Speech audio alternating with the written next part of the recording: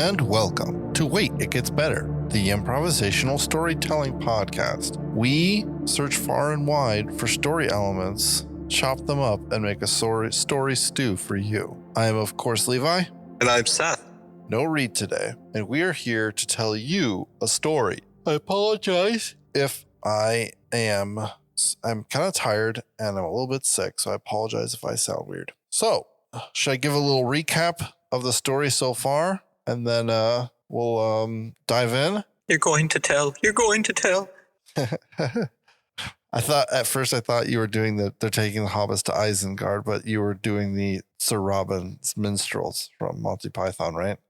No, when the Swamp Castle guy's kid falls out of the tower and he comes back and he's like, yeah, like, I'll tell you all about it. And everyone starts to kind of go into song and dance. And the guy's like, no singing. And they're all like starting to. That's right. That's right. I remember that. So what we have is a world.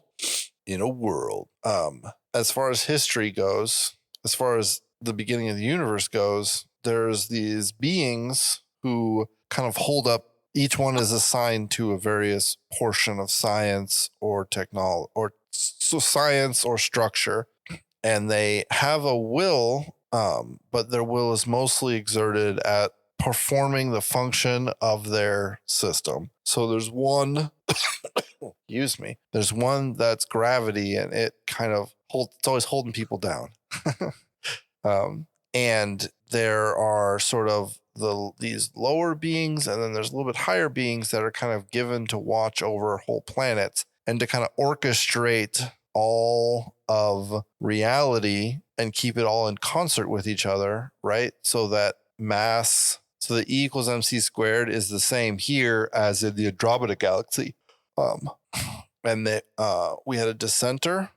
He was the orchestrator of Mars, and he waged war on the other beings and was finally locked away into Mars, on Mars.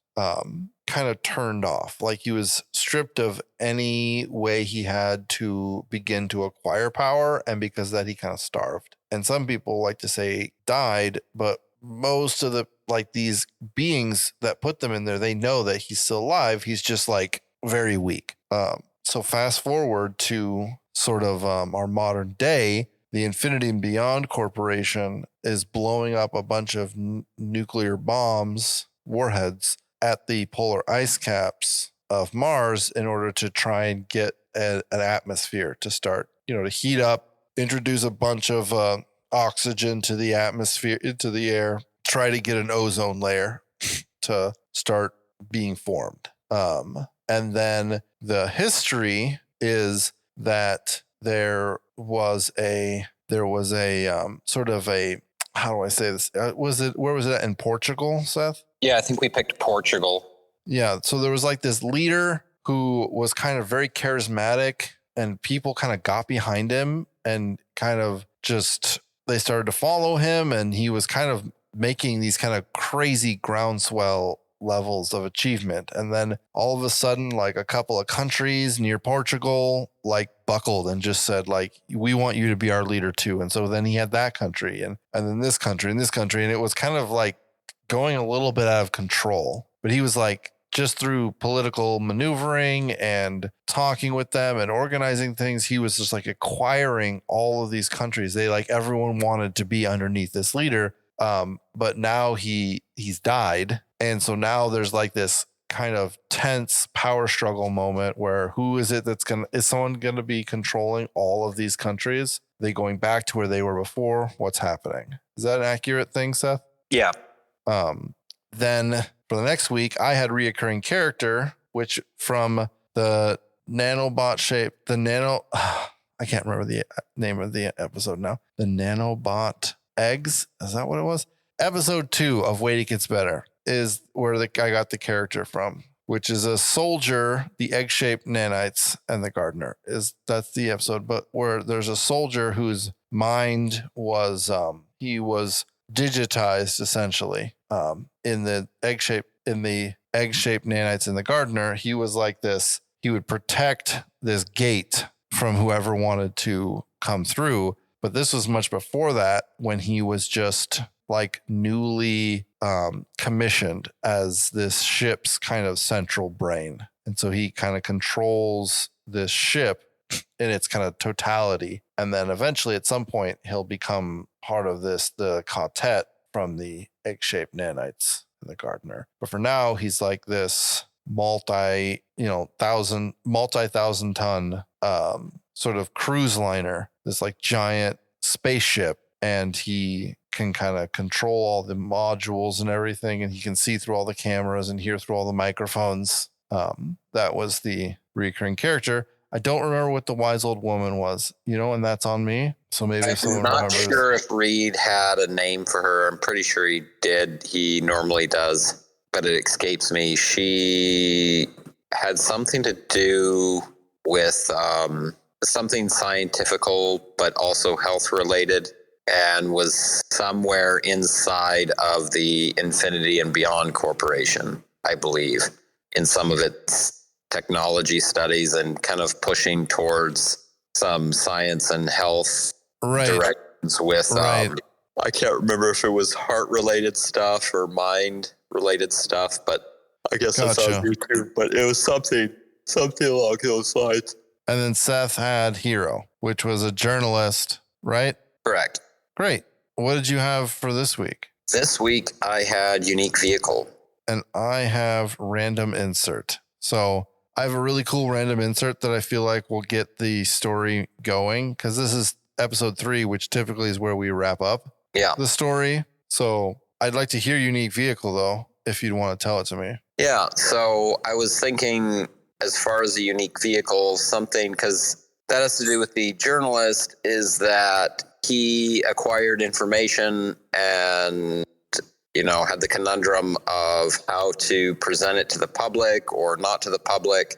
But the fact that people like on a 99 percentile lose their minds when they go to space. And so it's created a problem. And so for all these years, they've sent up satellites and, that's why they've always just I remember that now.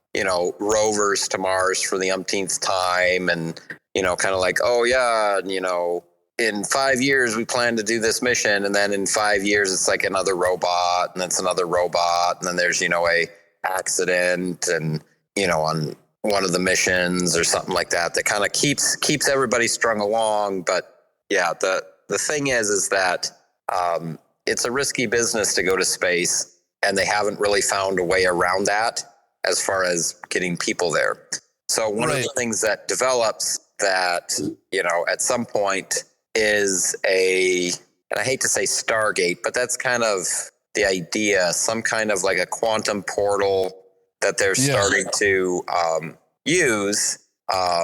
It's like just hitting the scene, where they can do some shipping.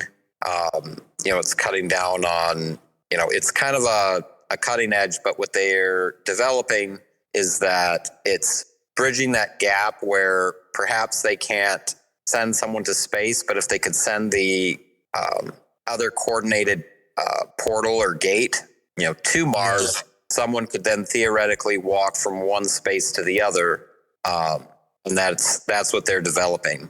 And they're like small versions of it are being used in like the post office or some major shipping companies, and so they're going to be able to try and use this to solve the issue of putting people in space, but being able to, walk organic life from one to the other. Cool. That's great. Which is really interesting. So, so when a long time ago, thousands of years ago, when Mars, this god of this world, was sort of starting to rebel, since he's not, he's classified as a deity, but not like a true deity that is like omniscient and omnipresent in every moment. And so what he did was he created his army, and his army, he sort of learned, his biggest critique of whoever it was that made them, or whoever it was that would try to take authority over him, is that you should have taken it and never given it back. And so when he creates his army, it's not a army of kind of like how the US Army is, where it's like you can break it down in cells, not in cells, but like you can break it down into the smaller and smaller groups. And there's enough information passed along that they will all be able to work towards the mission. You know what I mean? Mm-hmm. Not like that at all. So this was, I think, one of the reasons why they were able to defeat Mars is because he wanted to be in complete control, direct and complete control of all of these armies that he was like growing. I imagine they were organic, kind of bug-like. Buggers. Yes, exactly. Buggers from what's that from? Ender's Game? Yeah. Ender's Game. And he started to churn them out, and there were obviously bigger ones and smaller ones, but that's not the point. The point was that they were all controlled by complex frequencies, right? Sort of complex frequency modulation. So they didn't have really any brains themselves. In fact, that's how they received power as well. That's how they like received energy, was like beaming, radio waves. You can capture electricity from radio waves because it's just modulated electricity, right? And so this was this thing, and he used it to attack Earth and all the other planets. And this is one of the reasons why this is one of the reasons why humans on Earth have such an affinity for music, because we used frequencies and radio waves and the vibrations of things to sort of combat these, a long time ago. And it's just kind of stuck as a cultural reality. You know what I mean? Yeah. To the place that towns in Europe, it's like, well, if we can cover all of Europe in the sound of bells, then we can protect ourselves. Right. And there's some underlying truth to that. But the reality is that these were sort of habits and memories that were passed on. So what's happened now is the nuclear warheads that went off on Mars have one of the things that Mars, the god, it was taken away from him was all of his sort of engines of generation, right? So all of his incorruptible army, not incorruptible, but indestructible army, couldn't be destroyed. It could only be turned off. And after it was turned off, Mars became kind of like the dumping ground. And then Mars also became kind of the no-go zone. Because if you bring too much frequency modulation to Mars, then you start to allow for systems that the god has set up to start sort of coming online and, turning on and starting to power up. You know what I mean? Yeah. It's like you don't want to bring it too close, because then all of a sudden it's gonna start turning on. And so you can imagine what happened when the Infinity and Beyond Corporation blew up 7 nuclear warheads at each polar ice cap. It was like a jump start, right? And this is one of the things that they were really shocked with, how quickly the atmosphere was forming. I think Reed even said that in the first episode, is that they were kind of shocked with how quickly things were working and happening. Because what happened is that this was like a jump start to all of the machines that Mars had on Mars. Oh, this is ridiculous. That he had on Mars, and now it's it's all turning on, right? And people are like shocked and awed because it's crazy. It's like there's more chemicals and things being released into the atmosphere. It's like the ozone layer is forming faster than we thought it would on Mars. And everyone's kind of cheering, and aren't we just so sophisticated and awesome? But the reality of what's happening is all of the machines are turning on, and Mars is kind of once again kind of growing in power. So that is my random insert. How was it? Cool.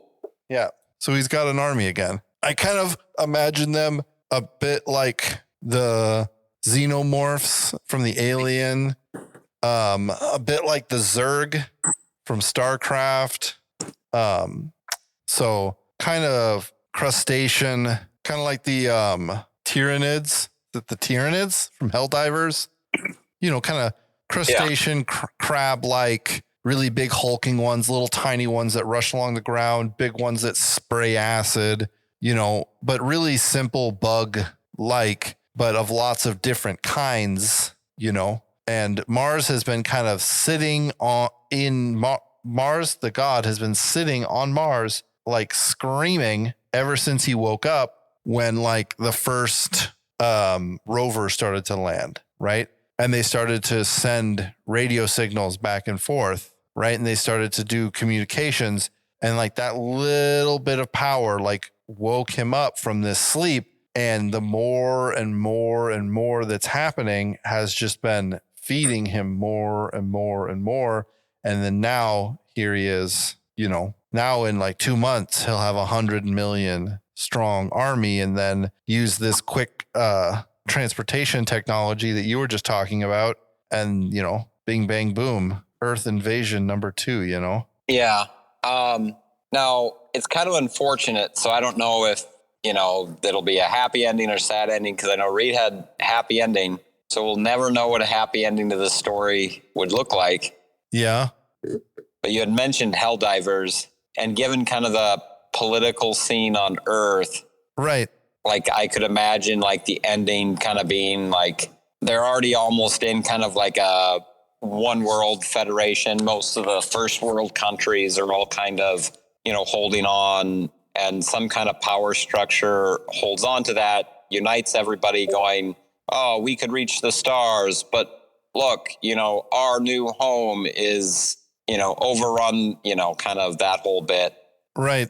And then using this technology to like drop space marines in. Right. It could even be something like this journalist sees kind of sees that the world needs to unite because of this new force, and kind of predicts the overwhelming outcome that's going to happen by uniting under a hegemon sort of thing, and then is like, but they're going to get away with it, and he's kind of sitting there like, I can push the button and release all the information and tell the truth and, disassemble all the lies, but that will inevitably cause sort of mass chaos. And then these things that have been arriving will continue to arrive, and then we'll all die because we won't be organized. Or I can let this kind of authoritarian government rise up, and I'm not America, but the world will be saved. It's like, well, what am I supposed to do? That's kind of a question for the age. Yeah. Because I wouldn't see that as like grandly, it's a conundrum, because neither of them is like right. Obviously it imposes a threat, but the answer to that threat of reuniting under kind of a hegemony isn't exactly a great outcome either. Right. But I think it could work. I was thinking a lot of times we use, what is it? There's another thing I was thinking of too, with like the whole, I don't know if arachnid is the right phrase for it. I think that's spiders, isn't it? Yes, arachnid is spiders. Okay, so that's not the right word. Crustacean. So like in a lot of our stories, we hail, like we use the hero as in kind of a accomplishing something good or, altruistically heroic. But one of the things that crossed my mind was Starship Troopers, right? Or we mentioned Helldivers. Right. Where it's in and of itself, it's like a propaganda thing, right? And so the propaganda for the pro thing that's happening from the outside viewer, you can kind of see that it's like odd. Does that make sense? It's odd, like it, because it's fanatical. Kind of, yeah. But from the perspective, I bring up Starship Troopers because it's basically propaganda, right? And so someone that brings that about from that perspective of the like the people like looking back telling the story, or from that perspective, right, would heroize someone who in their eyes did the right thing and brought the world right. together, Oh, absolutely. right? And so like it was just like a hitch in my mind, like not being cool with it for a moment and then going like, well, what if this whole story thing is like from the perspective of the hegemony, right? And so you have this guy that, turns this information over or doesn't, not necessarily for altruistic or for the benefit of humanity, but does the thing that puts this in power. And so that power system sees him as a hero. Yeah, absolutely. Right. And so like the viewer or the reader might look at it and be like, wow, what a scumbag that like selfishly turned the world over to an authoritative, I'm having a hard time saying words, authoritative power structure under a one world hegemony. That's not cool. And yet it's played off like he's the guy that pulled it all together and we have this great, hegemony thanks to him and, his efforts to, Right. Pull the world back from turmoil. Right. And from that perspective, he'd be a hero. I don't know. It just, Absolutely. That's how it clicked in my head that it's like, anyways, if that makes sense. But yeah. So it's told from the perspective of the new government. So this is essentially a partial or part and partial I'm not getting words either. Propaganda piece. Yeah. Yeah. So what it could be the memoirs of whoever it is the hero. Not whoever is the hero, but whoever it is the whoever it is that gets power after this world leader dies, Who is it? So what it could almost be, this would be a kind of interesting story if it was kind of more just like a drama spy novel, right? And all the crazy things that were happening, right? All the alien invasions and all that you didn't learn about until much later. And it was just kind of like this drama political novel about this guy who'd kind of united all these countries and then died. And now it was about like a couple of people and like their ability to kind of manipulate certain things and then try and put themselves forward and like, do some campaigning and like get to be the person that is going to take over this thing.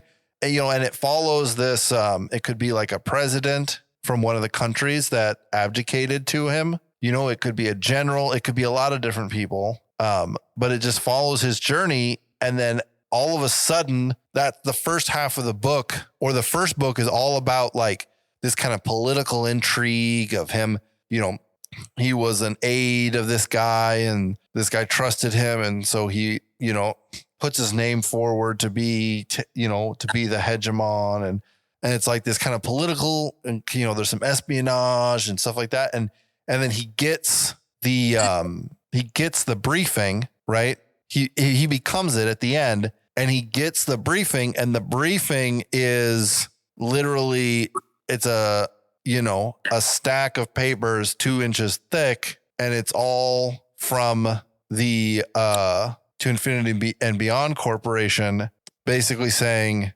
you have been tasked with unifying the world against this threat that is so great, we have no idea how to deal with it. Here's our tools on the table. Yeah.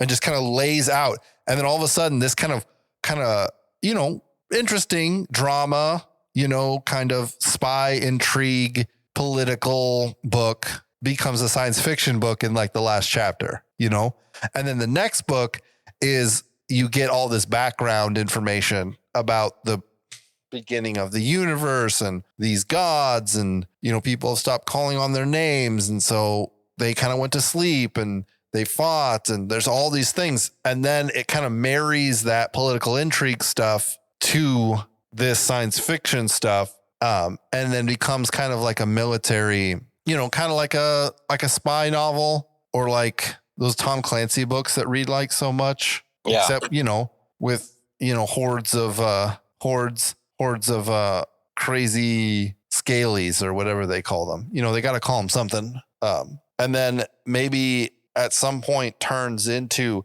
so it goes from this novel into this sort of science fiction, and then moves as it melds from science fiction. That's where it kind of turns into propaganda, right? And at first, the soldiers get totally bowled over by these enemies. They're 10 feet tall. They've got razor sharp talons. They've got impregnable armor. And they can leap about. What did you say? They've got teeth and they can leap about. Look at the bone. But no, they, and then all of a sudden the book switches to the propaganda, right? And then you have this hero that arrives and he can, take them down. And then all of a sudden you see the reality of First Contact gets obscured with the fact that what the government needs is for people to be 100% behind them and giving them all of their tax dollars and all of their children to be used as soldiers, because if not, we're going to die, So the story starts kind of political intrigue, gets science fiction, and then kind of ends up as this kind of crazy story, this crazy propaganda story that, do you know what I mean? Yeah. I kind of like that as a story arc. I think it works. Yeah. And, and at some point there's an invasion onto Earth, and then they push it back, and the sentient ships, the sentient ship fleet comes and does a bunch of crazy, and things get crazier and crazier and crazier and more exaggerated and more crazy as it goes along. Finally to end in what? Just total victory? What do you think? I think being that it kind of ends in the propaganda arm of it, I think it kind of ends with, kind of that call to we beat off the invasion on Earth, and, for the, here would be a weird ending, right? This is it finally it ends with the starting to build the city, the imperial city of Mars, right? To join this and, push them back on their own territory, blah, blah, blah, for the hegemony and, for Earth or super Earth or whatever they call it. Right. Right. And kind of at the budding of this. And then it's it ends with someone closing the book. Right. And then putting it back on the library shelf and it doing a time jump, where then it's you're left with it's the library in the city that is talked about as the city to be built and held. Yeah. The new shining city on the hill in the new world kind of idea, right? It's the same name. It's but it's the public library at that city, right? And they put the book away in the old dusty book, and some comment gets made about the people now. It's somehow making the reference that the city is the city they're talking about, but then kind of either making a joke reference of is this history or science fiction? Right. Right. The things that people come up with, about how the things happened, 1800 years ago, and kind of laugh it off or whatever. And so it's kind of ends with kind of this, cause now here's the city, it's at peace. It's it is what they envisioned, and that is the world that they live in. Right. And the start of it, as is recorded in whatever this book is laughed off now as, an eccentric or exaggerated way, or is something like that, where it has that hinge of well, obviously they're living in the city that they claim to want to establish there, right? Yeah. I don't know. That's kind of what came to mind, but yeah, I kind of like it because you get to see kind of the end result of sort of that style of propaganda, which is the total complete abolition of the past, the total complete rewriting of the past. I like it. I think it's good. I think it's so good. I'm going to say, ladies and gentlemen, thank you so much for joining us for this episode of Wait, It Gets Better. If you liked this episode, please let us know. Send us an email at waititgetsbettercast@gmail.com. If you want to find us on Twitter, you can do so at Ep-3 we'd be happy to follow you back. Tell your friends about this show. Tell your enemies about the show. Tell your mom. Tell your dad. And don't forget, at the end of the day, just wait, because it gets better. Bye.